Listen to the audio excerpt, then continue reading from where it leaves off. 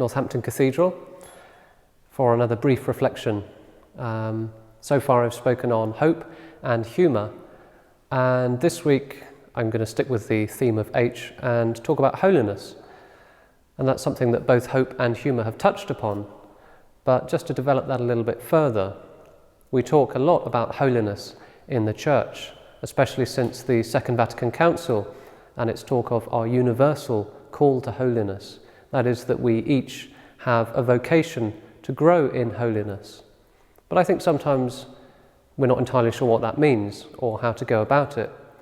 And so I'd just like to offer three very brief points of reflection, really. And the first is that we need to find our own path to holiness.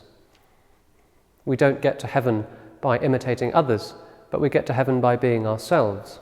In fact, by being our truest selves, who God really is calling us to be.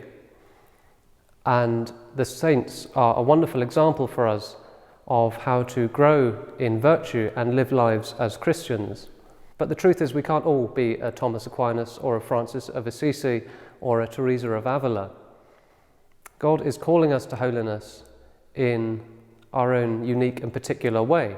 And so if we're a parent, for example, we can grow in holiness by learning to love our children and by bringing them up in the faith.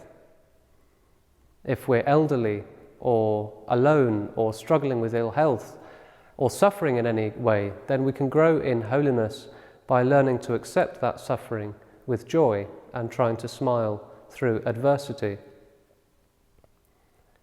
And so if we are finding ourselves perhaps put off by models of holiness that seem unattainable to us, then we shouldn't be discouraged, because God is calling us to holiness in our own unique and particular way. And the second thing to bear in mind is that we don't grow in holiness on our own.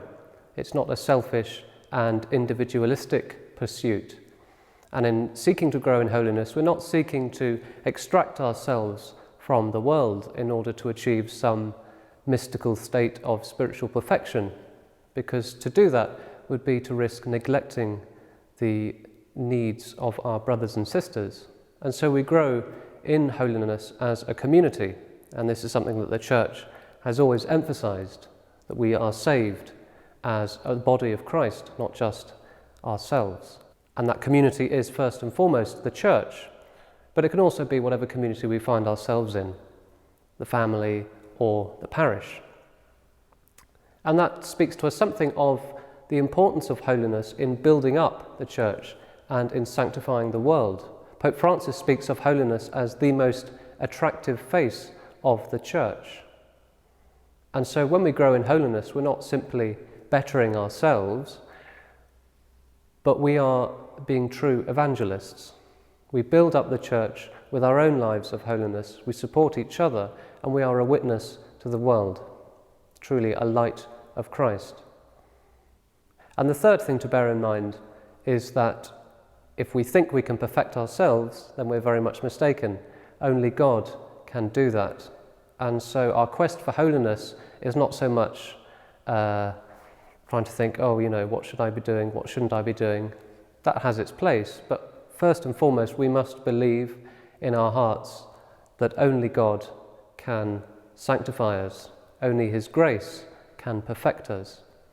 And so a very important part of growing in holiness is prayer, because it is only through prayer that we acquire a listening heart, that we have that ability to discern who it is that God is calling me to be. And so perhaps in this time of lockdown, as we continue to battle the restrictions, the coronavirus, and try and live our lives as best we can help others and help ourselves by continuing to strive towards holiness. And so those three little things to bear in mind perhaps might help in that we don't get to heaven by imitating others, that we don't get to heaven simply on our own, and that we don't get to heaven by our own efforts, that we should pray for that grace to grow in holiness.